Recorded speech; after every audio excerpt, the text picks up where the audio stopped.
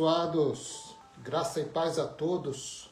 Estamos aqui mais uma vez, através dessa plataforma digital, para falarmos mais um pouco acerca da escatologia consumada. Amém? A quem não me conhece, meu nome é Orlando, aí nas redes sociais conhecido como Orlando Alves. Guerra do Armagedon, ou Batalha do Armagedon. Verdades que nós vamos falar aqui, que a religião escondeu, ou seja, a religião nunca falou e nem vai falar isso que nós vamos tratar aqui nesta live. Então, meus queridos, da onde que vem essa palavra Armagedon? Essa palavra Armagedon, meus queridos, ela só aparece uma vez nas escrituras e principalmente aqui especificamente, no livro, na carta apocalíptica. Olha só o que está escrito em Apocalipse, capítulo 16, e o verso 14 ao 16. Ponha bem atenção, meus queridos. Só nessa primeira leitura aqui você já imagina aonde ocorreu a batalha. Porque para o sistema futurista, eles acreditam que todos esses conflitos aí que estão acontecendo na atualidade, Israel com Hamas, Rússia com esse outro país aí que eu esqueci, a Ucrânia, né? Acho que é isso mesmo. Então eles acham que isso é a conclusão que está para acontecer a guerra do Armagedon. Olha só, meu querido. Olha só o que está escrito, Apocalipse 16, 14. Pois são espíritos de demônios que operam sinais, os quais vão ao encontro dos reis em todo o mundo. Então, meus queridos, a carta apocalíptica, quando o escritor, que é João, ele menciona reis de todo o mundo, é de todo mundo que ele conhecia. Ele não está falando de todo mundo, de reis de todo mundo que viria. Até porque não existe reis mais. O único lugar que existe reis, que eu conheço, é a Inglaterra, E eu acredito que tem um outro país aí também que tem reis também. Mas eu acredito que é um ou dois que há. Então, quando se tratava de reis aqui, o João já está falando que é daquela época, daquela geração que ele estava vivendo. Então, para os congregar para a batalha do grande dia, e esse dia se deu no ano 70, que é o dia de ajuste de contas, é o dia do juízo de Deus sobre uma nação que se prostituiu, uma nação que quebrou a aliança, e que aconteceria essa batalha no ano 70. Então, o verso 15 diz assim: eis que veio como ladrão. Então os irmãos já tá aí começando a entender que o texto aqui se diz respeito à vinda do Filho do Homem, Bem-aventurado aqueles que vigiam. Ai, meu querido, você imagina uma pessoa vigiar 2000 anos.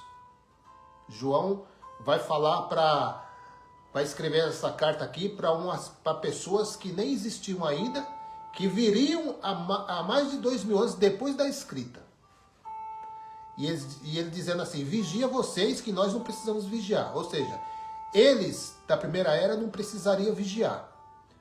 Os da segunda era também não. Porque somente os do século 21 precisam vigiar.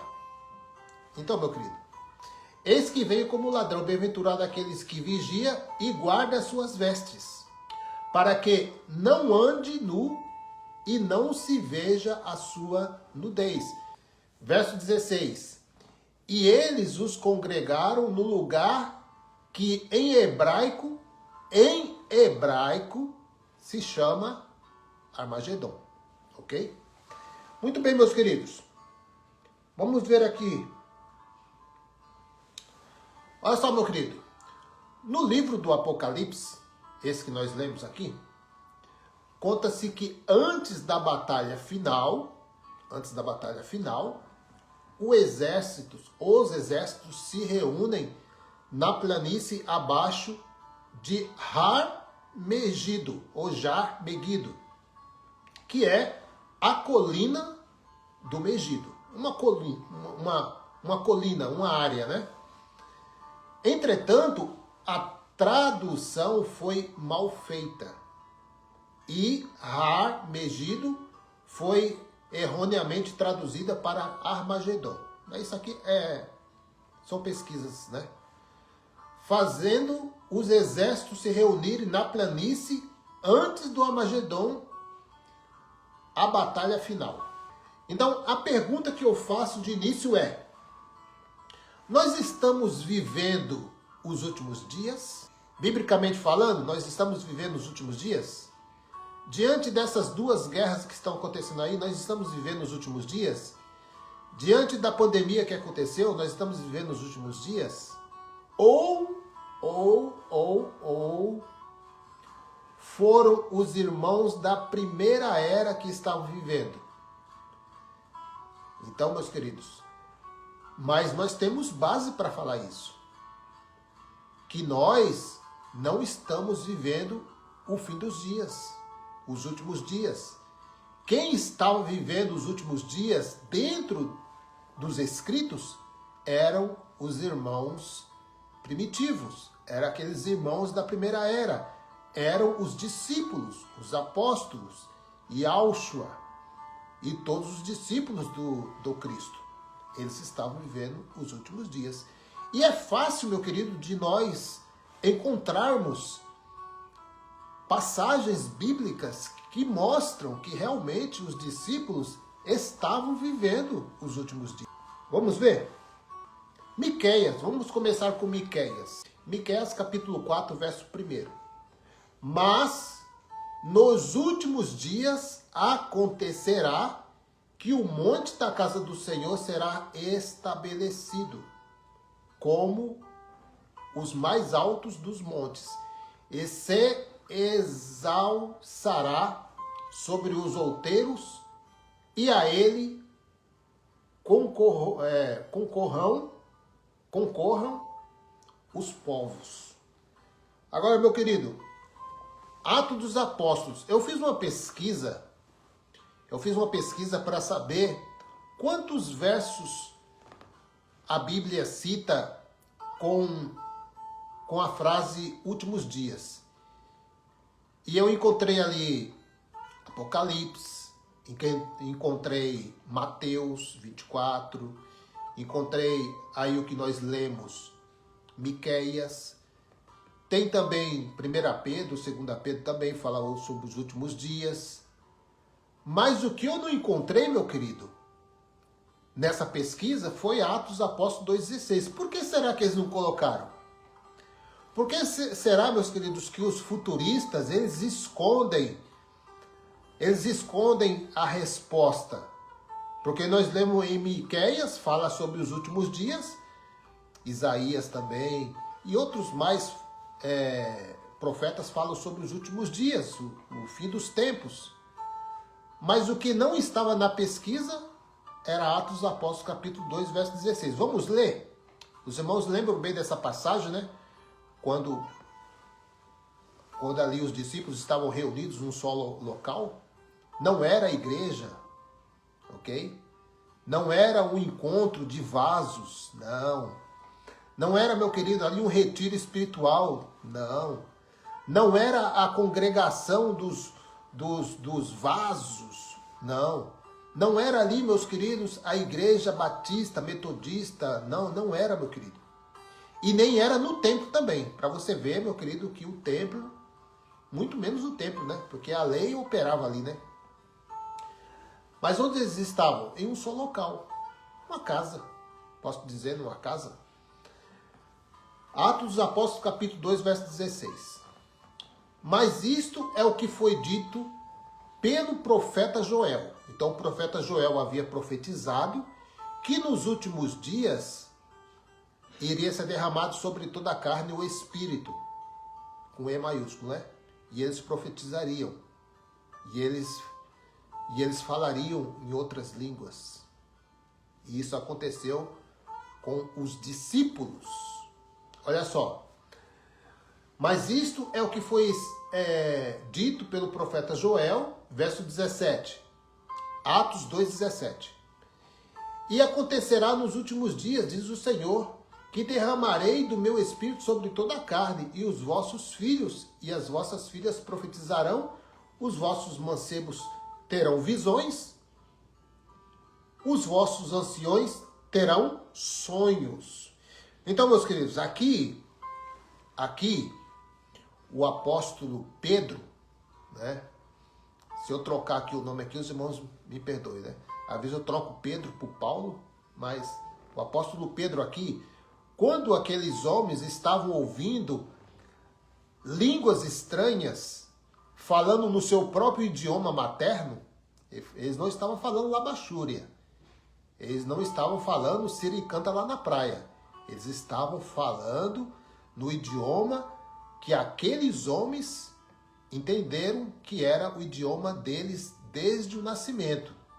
Então aqui já quebra, né, essa falácia aí de que o falar o decantas névias é falar a língua dos anjos. Não, não é falar a língua dos anjos. Até porque nenhum lugar na Bíblia tem alguma passagem histórica ou bíblica mesmo falando que os anjos, quando foram entregar alguma mensagem do Todo-Poderoso, do Altíssimo, eles falavam uma língua que precisava de um intérprete. Não, o anjo chegava, falava com Gideão, falava com Maria, falava com Abraão, falava com Jacó, no seu próprio idioma.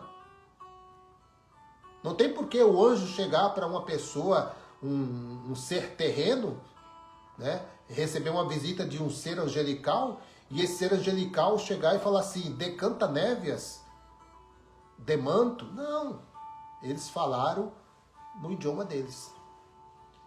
Um outro ponto também, até porque isso não tem nada a ver com o tema aqui, mas Jesus, ele não era cheio do Espírito Santo? Sim ou não? Se Jesus era cheio do Espírito Santo, qual é a passagem dentro do seu ministério terreno, que eu não vejo nenhuma passagem dentro dos seus 3 anos e meio de ministério, eu não vejo nenhuma passagem de Jesus falar, decantas. E ele era cheio do Espírito, a não ser que ele não é cheio do Espírito. A não ser que Jesus de Nazaré não passou por um evento espiritual, sei lá, por um encontro, um retiro espiritual na busca do Espírito Santo. Eu não sei. Eu posso estar equivocado, mas será que Jesus não era cheio do Espírito Santo? Que língua que ele falava? Então, meus queridos, são essas coisas, né?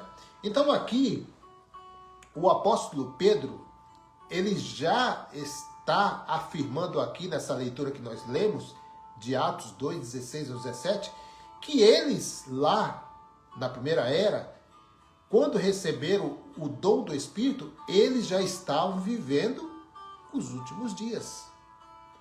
É por isso, meu querido, que a escatologia futurista, ela tem que correr disso aqui. Porque eles dizem que todas as catástrofes que acontecem nos dias de hoje, qualquer pandemia que chega aí, qualquer doença, eles dizem, olha, está escrito que nos últimos dias, não está escrito não, para nós não, está escrito para eles, que aconteceu lá com o apóstolo Pedro, ok? Seguindo aí, esses últimos dias já estavam acontecendo na primeira era, a igreja primitiva. Já estava acontecendo.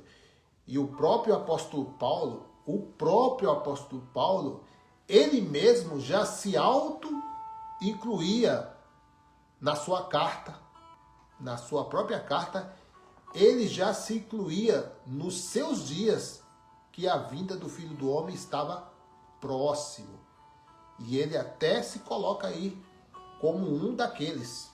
Então, 1 Tessalonicenses, capítulo 4, verso 15, diz assim, ó: Dizemo-vos, pois, isto pela palavra do Senhor, que nós quem? O apóstolo Paulo, que escreveu a carta para os irmãos de Tessalônica, ele se inclui na carta, ele se inclui naquela comunidade. Ele diz assim, que nós, os que ficarmos vivos, então na concepção de Paulo, ele viria o acontecimento, a parousia do Cristo. Na mente dele, por ele achar que o tempo estava próximo, ele fala, não, eu vou presenciar. Mas os irmãos sabem da história aí que Paulo não presenciou esse acontecimento. Ele foi decapitado antes do acontecimento, né? Então, os que ficarmos vivos para a vinda do Senhor, de modo algum precederemos os que já dormem. Já no século XIX, já estava acontecendo uma febre profética. A cada lugar estava se levantando profetas, né? Profetas que recebiam mensagens de Deus, dizendo o dia e a hora da volta de Jesus, né? E muitos deram suas cartadas, muitos deram aí as suas datas, né? Da vinda de Jesus, o Filho do Homem sobre as nuvens. Então, muitos teólogos abusadamente e erroneamente têm trazido datas da vinda de Jesus de forma futura. E como sempre, a vergonha os apanhou. E nós vemos aí, meus queridos, a cada instante aí está se levantando aí profetas da última hora, dizendo, olha, eis que eu te digo, vaso, Jesus está voltando. Não. Não vai acontecer. Não vai acontecer. Então, se você não abrir os seus olhos para o que as Escrituras diz realmente, você vai se frustrar. Você vai se frustrar, você vai passar dessa vida, não vai viver e vai ficar olhando para a nuvem, vai te dar um torcicolo no pescoço e você vai deixar de viver e vai ficar aí injetando dinheiro desses homens aí que ganham com essa notícia aí. Jesus está voltando. Interessante que Jesus está voltando e eles não param de acumular bens, né? Eles não param de acumular riquezas. Jesus está voltando e você que é idoso, passe sua herança para a nossa denominação. Jesus está voltando, eles estão comprando canais de televisão, eles estão comprando fazendas, eles estão comprando iates, estão aí se enriquecendo à torta direita. Jesus está voltando. O que eu entendo com isso, meu querido? O que eu entendo com isso é que esses homens, eles são, quando eu falo piores assim, não estou ofendendo os ateus, né? Eu não tenho nada contra os ateus, né? Cada um segue a sua linha. Então, eu vejo eles piores do que os ateus. Porque os ateus, pelo menos eles estudam para provar aquilo que eles acreditam. E esses homens, eles querem provar algo que eles não acreditam. Pelo menos os ateus, eles defendem o que eles acreditam, né? Segundo a estimativa, uma estimativa recente divulgada pela Organização das Nações Unidas, porque eu quis trazer isso aqui. Eu quis mostrar essa pesquisa aqui, meus queridos, porque os futuristas, eles sonham com a destruição do planeta Terra.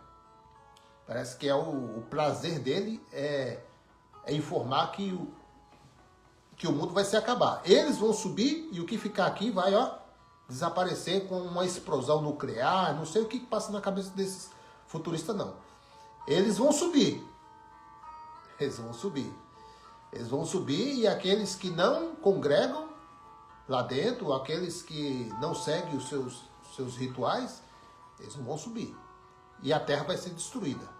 Só que, já muito bem antes disso aí, o sábio Salomão escreveu: uma geração vai e uma geração vem, mas a terra permanece para sempre.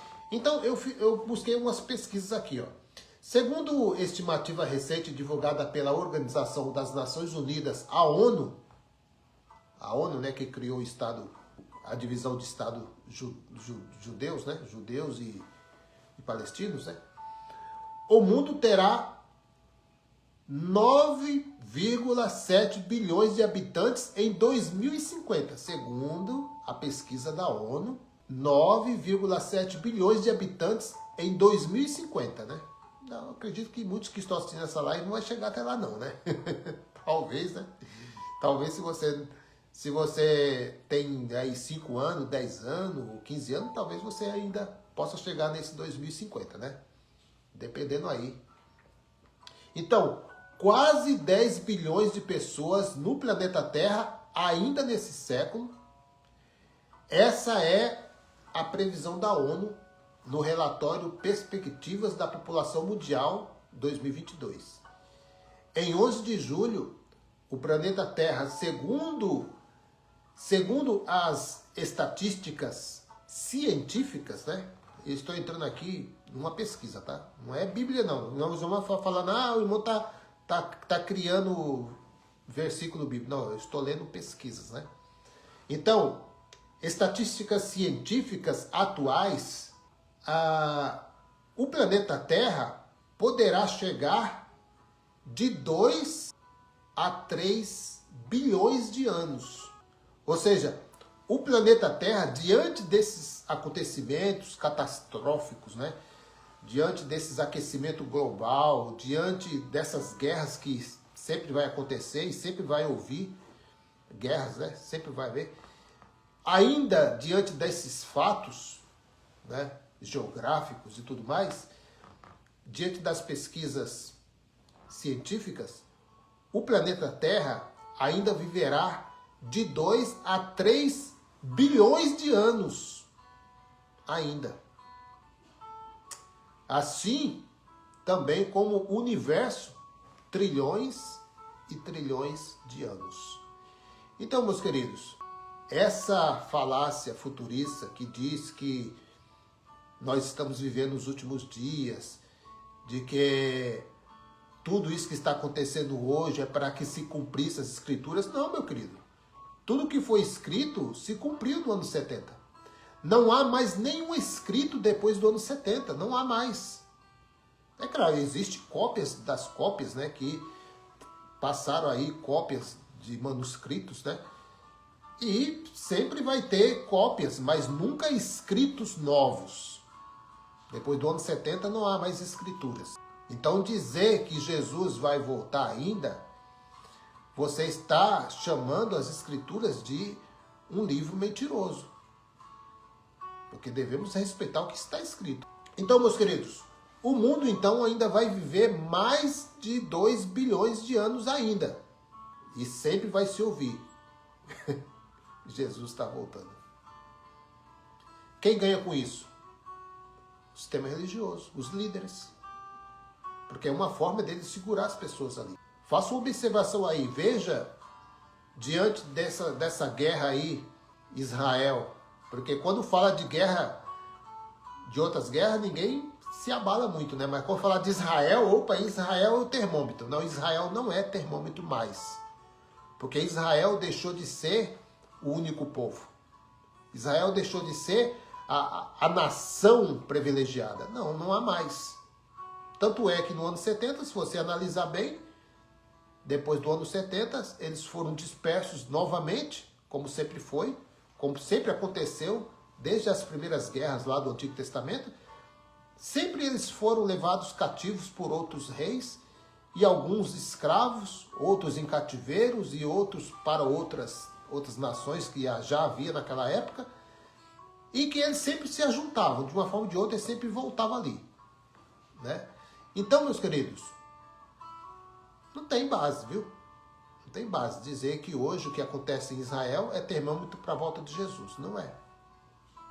Até porque, meu querido, desde dessa data do ano 70, que houve a destruição do templo, que era o monumento sagrado, né, que sustentava a lei levítica, e que não existe mais, diante do que aconteceu na cidade, que segundo o historiador Flávio Joséfo, é impossível de se dizer que naquele local viveu pessoas diante do caos que ficou, né? Diante da situação que ficou aquela cidade, ninguém podia dizer, não, essa cidade nunca foi habitada. Então, meus queridos, do ano 70 até o acordo da ONU lá que criou os estados ali de Israel e fez aquela divisão de estados, né? Que na verdade não houve nenhuma divisão exata, né? Então, meus queridos, você acha que do ano 70 até 1900 e, se eu não me engano, 48, aonde que estavam esses judeus? Em todo lugar do mundo, meu querido. Muitos deles morreu na Europa, muitos deles teve seus dias completados aí, sua velhice. Muitos tiveram aí suas gerações, nasceu gerações em outros estados, menos em Israel, porque Israel estava dominado por Roma. E agora eles se reúnem de novo em Israel e dizem que eles continuam ali sendo o único povo privilegiado. Não, não é. Não é. As pessoas se ofendem com isso. Se ofendem porque eles idolatram isso. E são um povo, como outro povo qualquer.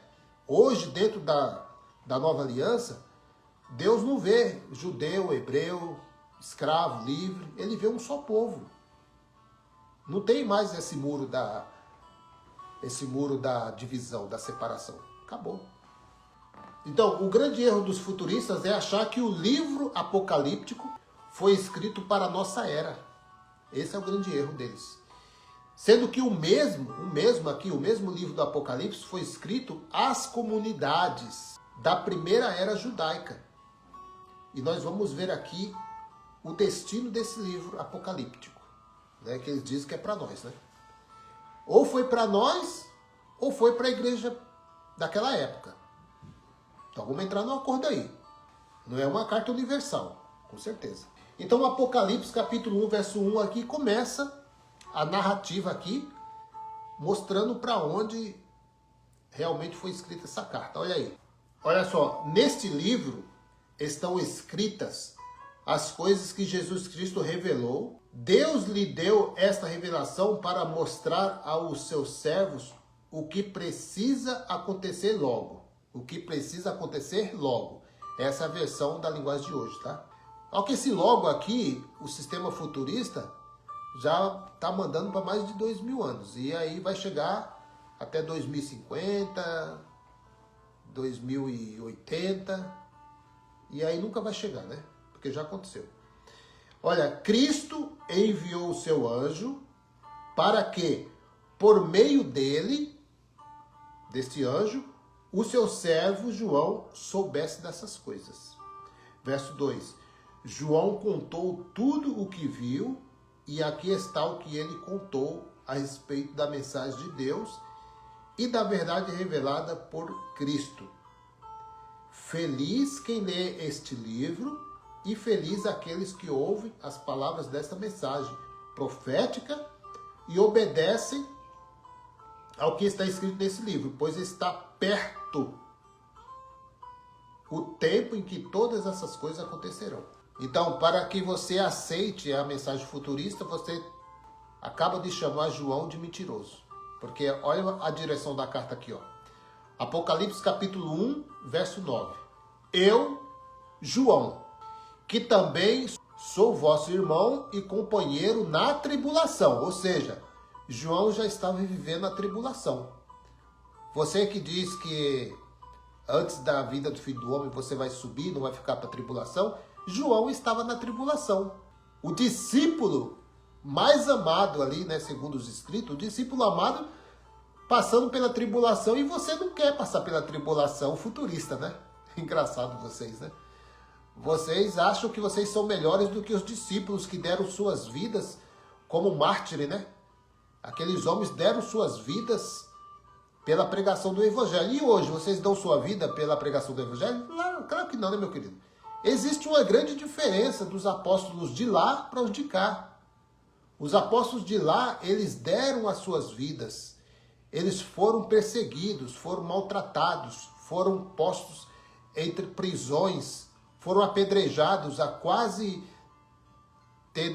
terem sido como mortos. Aconteceu até o caso do apóstolo Paulo ser apedrejado a ponto deles acharem que o apóstolo Paulo já estava morto.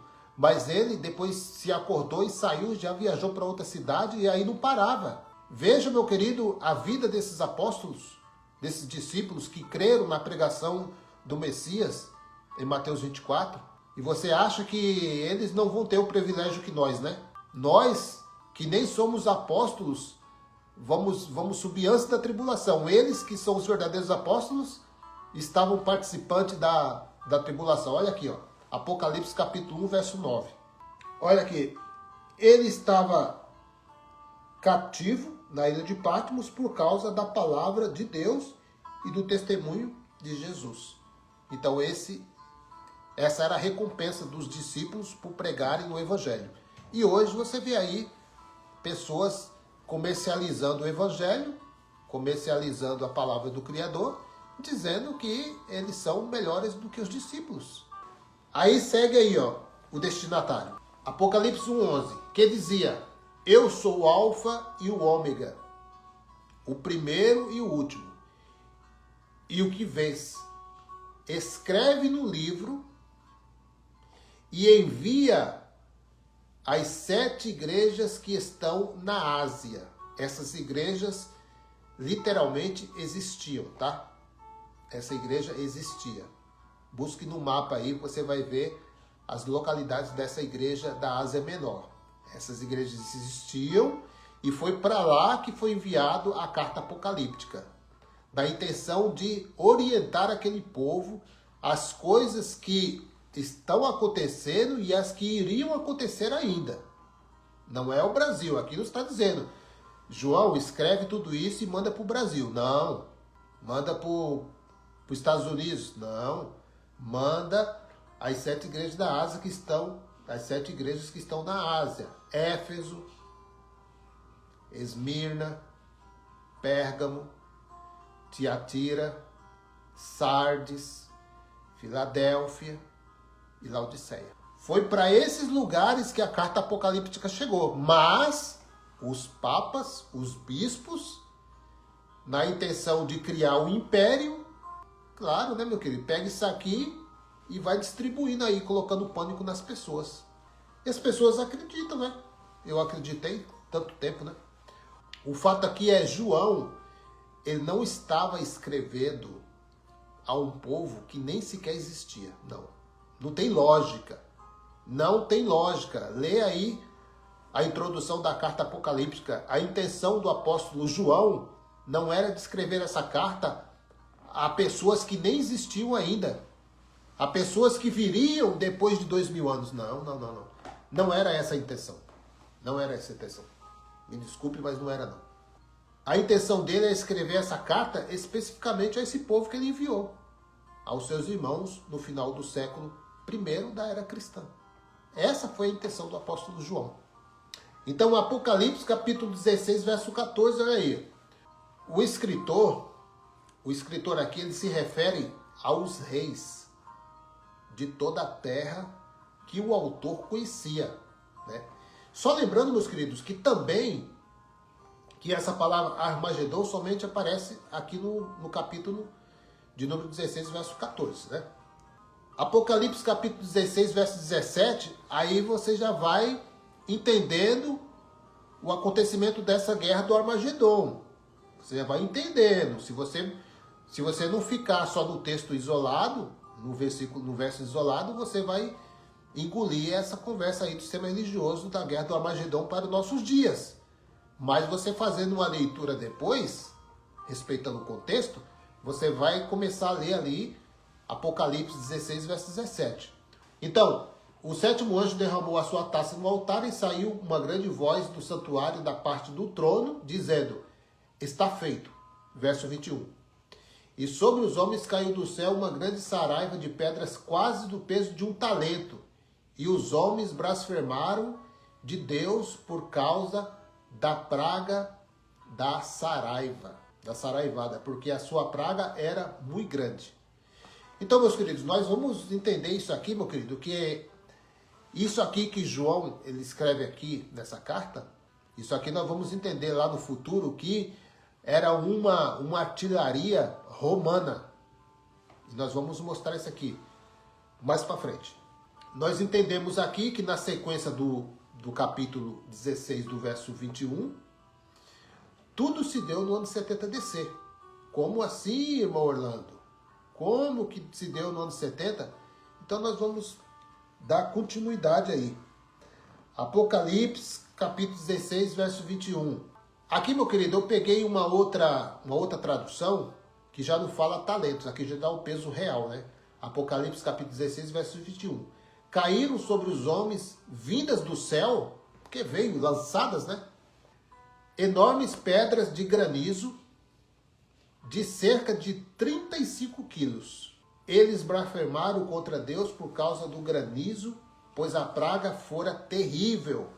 Então aí você já começa a ver as traduções diferentes, aí você já começa a analisar que o apóstolo João, ele não poderia explicar com certeza que os soldados romanos iriam invadir as cidades, porque ele estava em um cativeiro romano. Como é que ele vai escrever uma carta orientando o povo de uma batalha que iria ser travada ali naquela era? Tipo, dedurando os romanos, essa carta não iria sair, porque eles queriam pegar de surpresa. Olha só, meus queridos, aqui eu fiz uma pesquisa aqui da história, né? Olha só, enquanto as Nações Unidas tentam negar o vínculo histórico do Estado judeu com sua capital, novas evidências arqueológicas são reveladas. Agora pela autoridade da Antiguidade de Israel e pela autoridade de natureza e parques sobre a batalha ocorrida na cidade há 2000 anos. Há 2000 anos atrás. Na rua principal que levava dos portões da cidade e do tanque de Siloé até o templo, foram encontradas pontas de flechas e bolas de pedra. Esses artefatos ajudam a detalhar como ocorreu a última batalha. A Guerra do Armagedon, entre o exército romano e os rebeldes judeus, que mantinham barricadas dentro da cidade. As escavações realizadas nos últimos anos, graças ao financiamento da cidade de Davi, mostram um pouco como foi o confronto que resultou na destruição de Jerusalém. Ele ecoa a descrição do historiador Flávio Joséfo, um judeu romano que registrou o que testemunhou quando a cidade e o templo foram totalmente destruídos no ano 70 DC. Segundo os diretores da escavação, Nashon Izanton Moran Agib, as descrições de Joséfo sobre a batalha na cidade baixa foram comprovadas pela primeira vez de forma clara e assustadora. Por exemplo, bolas de pedras iguais às encontradas agora eram lançadas por catapultas contra Jerusalém durante o cerco romano. Então aí está a visão de João. Essas pedras, elas eram lançadas por catapultas e dados inflamados, ou seja, fogos, né? Dardos flamejantes foram lançados também contra a cidade, né? Por isso que eles falam rajadas, né? Eles falam como ele diz aqui na saraivas, né? Praga de saraiva. Na realidade eram pedras e dardos inflamados de fogos que eram lançados sobre a cidade. Deixa eu ver se eu tenho mais algo aqui, meus queridos. Flávio Joséfo, escritor judeu, testemunha ocular do cerco de Jerusalém e da fortaleza de Massada, cita em diversos trechos de sua obra o emprego da artilharia romana contra os sitiados. Sobre o ataque a Jerusalém, escreveu: as pedras lançadas pelas catapultas e os dardos inflamados com fogo, olha aí a visão, voaram por sobre o templo, ou seja, do céu, veio do céu, né? Uma rajada de saraivas, matando sacerdotes e trabalhadores. Em sua obra, A Guerra Judaica 10, relata o efeito destrutivo de um onagro romano contra os defensores de Massada. E isso aconteceu no ano 70 DC. E eles dizem que aí se vai travar, diante desse cerco aí que está acontecendo aqui recentemente em Israel. Isso é para que se cumpra as escrituras, que vai acontecer a guerra do Armagedon. Mas isso já aconteceu no ano 70. Ah, não, irmão Orlando, mas não tem base. Bom, meu querido, se não tem base, meu querido, vamos ler aqui então. Lucas capítulo 21, verso 20. Aqui, meu querido, olha, se os futuristas pudessem arrancar a Bíblia fora, uma coisa que eles iriam arrancar era isso aqui, ó. Lucas capítulo 21, verso 20. Quando virem Jerusalém rodeada de exércitos, quando foi que Jerusalém esteve rodeada de exércitos, historicamente falando? No ano 70. E isso aqui é um cumprimento, meu querido. Isso aqui, meu querido, é escatologia.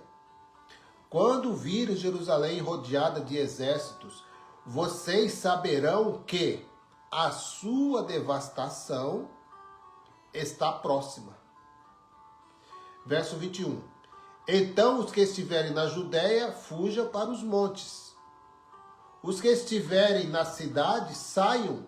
E os que estiverem no campo, não entrem na cidade. Pois esses dias, os dias do ano 70 ali, que aconteceu ali, são dias de vingança. Lembra? Lembra do que o Messias falou? Que o Senhor iria requerer o sangue dos profetas. Hoje, meus queridos, eles tentam pegar a morte do Messias como que foi os judeus que assassinaram o Messias, para que eles possam fortalecer suas teses e para que eles possam introduzir novas mentiras, né? Mas, meu querido, quem matou o Messias? Quem crucificou o Messias não foi os romanos, foi os judeus. Os judeus mataram o Messias. Esses mesmo que querem que venha outro Messias, esse mesmo, os judeus mataram o Messias. É claro, né, meus queridos? É claro que os judeus, eles não tinham essa autoridade, porque eles estavam submissos a Roma. Eles não poderiam exterminar, eles não poderiam matar Jesus. Então o que eles fazem? Recorrem a Roma. Recorrem a Roma. Ou seja, o sistema religioso da época associado com o sistema político da época, que era Roma. E o que Roma faz? Dá a eles a permissão de crucificar Jesus. Lembrando também que crucificação era uma morte, ou seja, era um castigo que os romanos criaram. Essa coisa de crucificar homens foi Roma que criou, não foi os judeus. Os judeus nunca matou ninguém crucificado. Os judeus nunca matou ninguém pendurado em um madeiro, não. Isso é coisa de Roma. Então, nisso sim, Roma teve participação. Mas a intenção de matar Jesus partiu dos judeus. Tanto é que eles colocaram uma grande multidão ali para apoiar a sua petição. O povo gritava: solta Barrabás, crucifica Jesus. Ou seja, eles mataram o Messias. Eles assassinaram o Messias. E hoje eu posso te dizer, meus queridos, que se Jesus viesse também hoje, os judeus também fariam a mesma coisa. Simples assim. esse local aí de Armagedon, várias e várias guerras ocorreram aí, né? Posso dizer aqui do Vale de Megido, né? Que é o local da antiga cidade de Megido, tem sido identificado como Tel El Mutselim. Ele está localizado no lado norte da Serra do Carmelo e domina o desfiladeiro mais importante das planícies costeiras para o Vale de Esdrelon. Possui um cômoro com 21 metros de altura e uma área de 10 acres no alto. Megido na Bíblia. Se você buscar aí uma referência aí, se você buscar uma pesquisa, Megidos na Bíblia, você vai encontrar lá no Cântico de Débora, Juízes capítulo 5, verso 1 ao 32, é feita uma referência à cidade de Megido, Juízes 5:19, mas não como cidade, conforme esta passagem, os reis lutaram em Taanac, perto do riacho de Megido. É significativo o fato de Megido não ser mencionada como cidade, mas como uma referência geográfica, né? Isso talvez revele a fraqueza da cidade naquele momento histórico. Aí o texto de Juízes é um dos mais antigos da Bíblia, provavelmente os seus relatos se referem ao período de 1150 a.C. O riacho de Megido traz a localização geográfica dos conflitos que ocorrem entre as cidades e estados cananeias e as tribos de Israel. Vieram os reis e pelejaram. Então, pelejaram os reis de Canaã em Taanac, junto às águas de Megido. E aí, meu querido, aconteceu várias e várias batalhas nesse decorrer aí das escritas. São vários acontecimentos de batalha nesse local. Então, aí você vê lá também, Ezequiel também fala que ocorreu uma batalha ali e que aconteceu lá naquela época, porque o templo não havia templo naquela época. Na época do ano 70 havia o templo. Então, meus queridos, são muitos ocorridos aqui, ó. Josué, capítulo 17, verso 11, Juízes 1, 27, 1 Reis, capítulo 4, verso 29, 2 Reis 23, 29, 2 Crônicas 35, 22. Estas cenas de batalha revelam que esta era uma região de conflitos e de muitas disputas. Isto se deve à localização geográfica. A cidade estava localizada no ponto estratégico para o controle da rota comercial. Em Zacarias 12:11 é lembrado a planície de Megido como local de choro. Então, meu querido, aí está. E eu vou tentar trazer alguns vídeos em espanhol. Eu não falo muito bem o espanhol, mas nós vamos dar um jeitinho aqui, porque eu conheço muitas pessoas de língua hispana que me perguntaram muito acerca do dízimo, por exemplo.